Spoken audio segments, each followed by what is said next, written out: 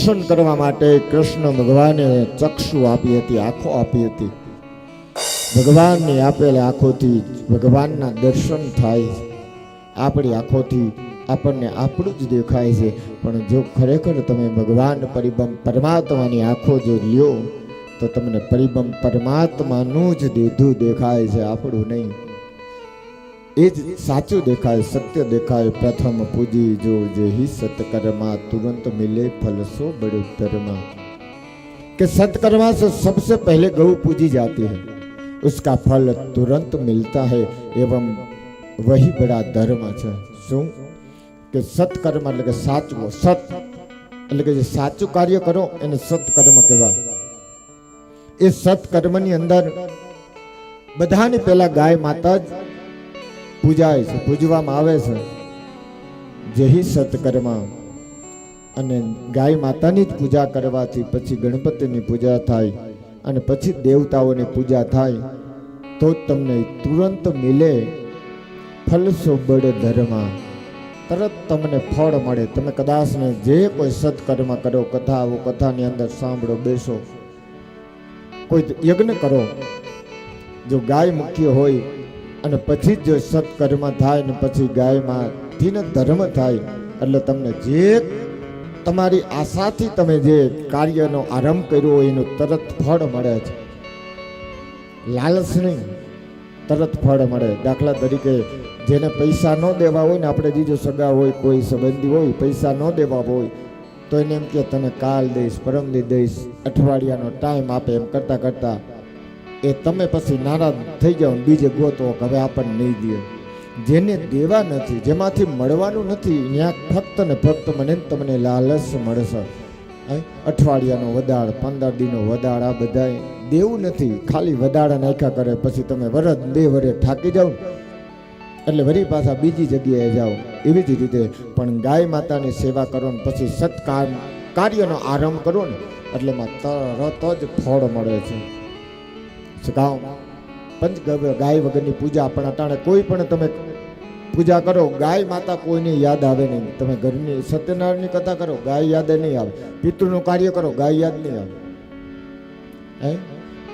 તમને પિતૃ પાણીને પાવાનું છે, ગાય માતાના પૂંછડેથી જ પાણી પાવાનું છે. તો વિચાર કરો, જો ગાય માતાના પૂંછડે જો પાણી રેડો અને તમારા પિતૃ તૃપ્ત થતા હોય તો વિચાર કરો કે જેનાથી પિતૃ પીએ છે એ પાણી પોગે છે, જેના વગર પિતૃ તરસારીએ છે, તો એ આપણને પહેલા યાદ નથી આવતું. હવે તમે કદાચ ને પિતૃ કાર્ય કરો ને ડાકલા વગાડી કરોડો રૂપિયા નાખી દો, આખી રાત જાગ્યો, સવારે પછી પિતૃને પાણી પીવું હોય તો એ પાછી ગા જ લ્યાવો. અને ગાને ખાલી તમે લ્યાવો છો ને પૂંછડે જ રેડો છો ને,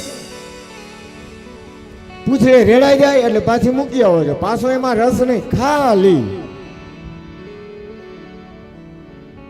આપણું કેટલી અંધશ્રદ્ધા છે બાપ, યાદ રાખજો. સાચી શ્રદ્ધા જગાડનાર જીવનની અંદર હોય ને તો સદગુરુ એક હોય ને તો મારો બાપ કૃષ્ણ ભગવાન પરિબંધ પરમાત્મા હોય ને બીજો મારા બાપ જગતનો જે હિત કરનાર સત સુરાને યોધ્યા હોય ને, પણ આપણે એનું નથી માનવું, અટાણના પાખંડીઓનું માનવું છે. સત જે સત કાર્ય એટલે કે સતગુરુ કેને કહેવાય કે તમને સાચો કર્મનો રસ્તો બતાવી દે. એમ પિતૃ હોય, જો ગાયના પૂંછડે પાણી કેને પીએ છે બાપ, કદાચ ને યાદ રાખજો. તમારા દીકરા હોય, પતિ હોય, દીકરા નાના હોય, ટ્યુશને જાય, જો ઘરવાળા હોય એ ઓફિસે જતા હોય ને પછી વાંયથી ટિફિન બપોરનો સમય થઈ જાય અને જે એની માએ એના પત્ની એનું ટિફિન બાંધી અને મોકલું હોય ભેગું, અને તો જ એ બપોર થાય અને ટિફિન ખોલીને ખાઈ શકે છે કે ખાલું ટિફિન મૂકો એટલે અહીંયા ધરાઈ જાય. તમારે હવે ઓફિસે તમારા ઘરવાળાને જમાડવા હોય તો અગાઉ તમારે મહેનત કરવી પડે, ટિફિન ભરવા પડે ને ભરીને મોકલવા પડે, અને પછી જ અહીંયા સમય થાય ને તો અહીંયા ખોલીને ખાઈ શકે. કોણ ખાઈ શકે કે જેના ટિફિનમાં જે હોય એ જ ખાય ને. તો એમણે ખાલી ટિફિન મોકલી લ્યો એટલે ત્યાં ટિફિન ખોલે એટલે ઓટકારો આવી જાય.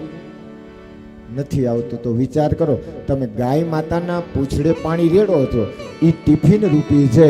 કોઈ દી તમે ભૂખી ગાયને જમાડી છે, પાણી પાયું છે? તમારું એમાં પહેલું જ નથી. તમારા પિતૃને મળે કેવી રીતે? છે જ નહીં. એમણે નથી મળતું. મારા બાપ, જો આપણે આપણા ધણીને મારા બાપ જમાડવા હોય તો બપારે મારા બાપ અગાઉ રાંધવું પડે છે. તમારું જાય તો વાં પોગે ને. હવે તમે રાંધો, રાંધવાથી રસોઈ હોય, એ રસોઈ તમે ટિફિનમાં ભરો, તમારા રસોડામાંથી રસોઈ જાય તો વાં જમે ને.